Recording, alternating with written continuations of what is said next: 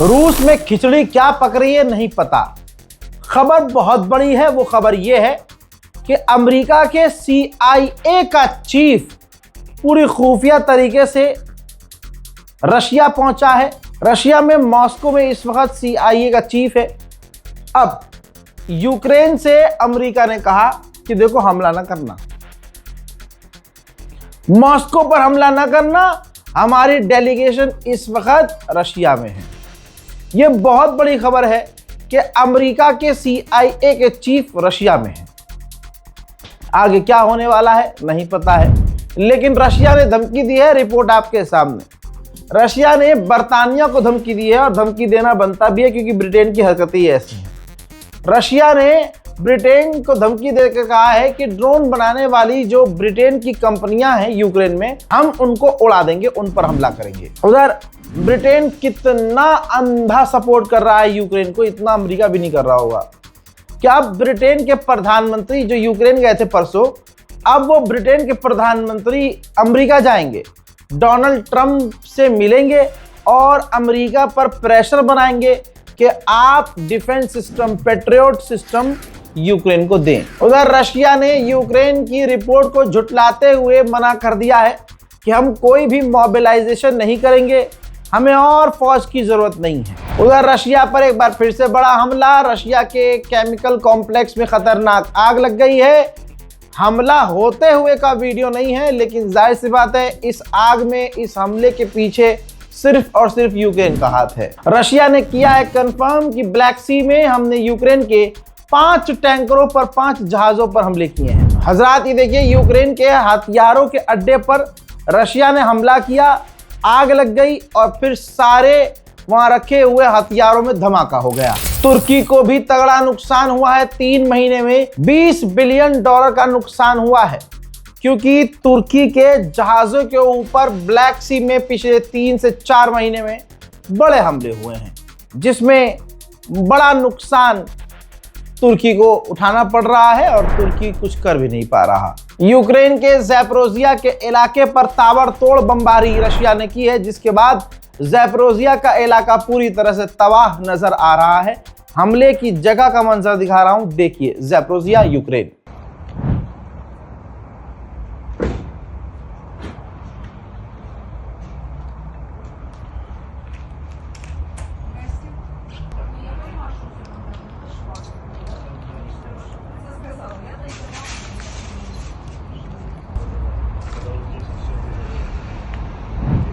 बौखलाहट में यूक्रेन कमजोर किसी भी हालत में नहीं पड़ रहा है। बौखलाहट में यूक्रेन ने रशिया के ज़ैपोरिज़िया के बहुत बड़े पावर प्लांट, कहा जा रहा है कि रशिया का ये काफी बड़ा पावर प्लांट था जिस पर यूक्रेन ने हमला किया। रशिया उन हमलों को रोक नहीं पाया, जहां पर तबाही मच गई है।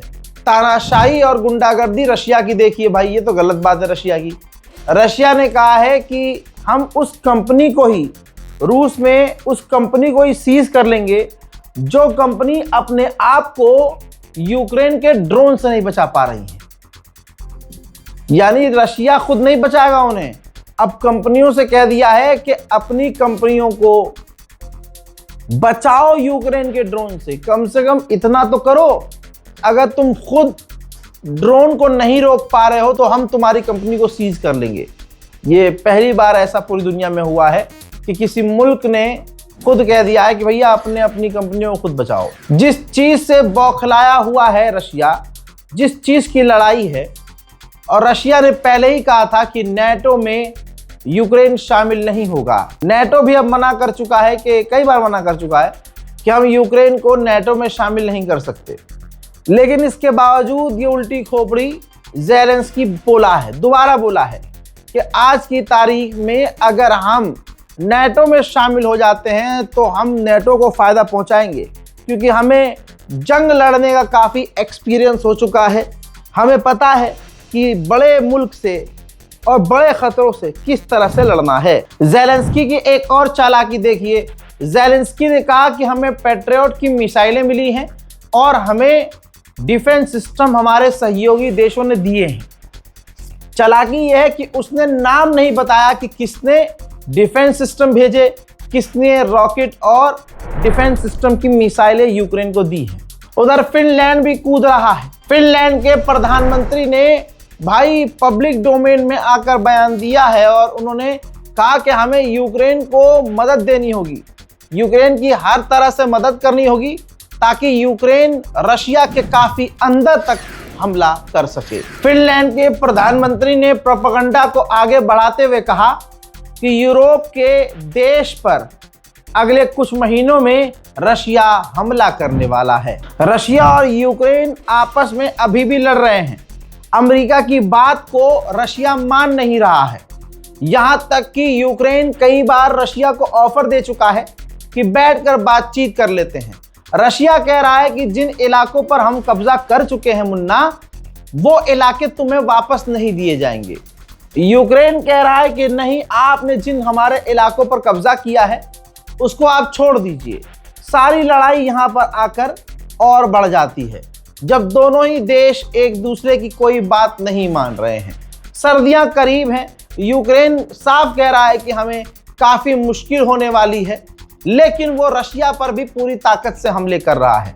यही वजह है कि व्लादिमीर पुतिन किसी भी तरह से कोई भी बात ज़ेलेंस्की की नहीं मान रहे हैं और ये जंग बढ़ती जा रही है। ये कहना सिर्फ काफी नहीं होगा कि जंग बढ़ रही है, बल्कि जंग फैल रही है। आस पड़ोस के देशों में रशिया के मिसाइल और ड्रोन के हिस्से जा रहे हैं और जो ब्लैक सी है वहां पर तुर्की के जहाज पर हमला हो रहा है। वहां तक जंग पहुंच चुकी है। यूक्रेन और रशिया एक दूसरे के समुद्री जहाजों पर हमला कर रहे हैं।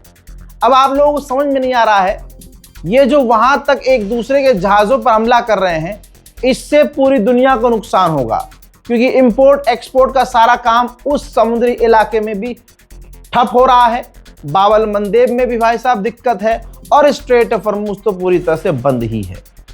इलाके में बल्कि दुनिया में कई तरह से लोग आपस में लड़ रहे हैं, आप और हम जैसे लड़ रहे हैं। मुसलमान से लड़ रहा है और दुनिया में कहीं भी अब शांति नहीं है। रशिया यूक्रेन की जंग, अमेरिका इसराइल और ईरान की जंग, मिडिल ईस्ट के साथ तनाव, इन तमाम चीज़ों के बाद एक बात तो ये कह सकते हैं कि मुल्क में, देश में और पूरी दुनिया में अब शांति नहीं है। हम हमेशा से यही दुआ करते हैं कि पूरी दुनिया में शांति हो। रज़ाग्राफ़ी और रज़ाग्राफ़ी की टीम किसी भी हालत में किसी भी जंग को सपोर्ट नहीं करती है, क्योंकि जंग में आम इंसान का ज़्यादा नुकसान होता है। यही वजह है कि आज पूरी दुनिया में शांति नहीं है। इसी के साथ फिलहाल के यूक्रेन रूस अपडेट में इतना ही। इस रिपोर्ट को शेयर कीजिएगा। आप लोगों का हुक्म था कि यूक्रेन और रूस का अपडेट भाई हमें चाहिए ही चाहिए, लिहाजा जितनी खबरें हैं मैं आपको यूक्रेन और रूस की देता हूं। इस रिपोर्ट को शेयर कीजिएगा, अपनी राय कमेंट में लिखिएगा, दुआओं में याद रखिएगा, चैनल को सब्सक्राइब कीजिएगा। जय हिंद।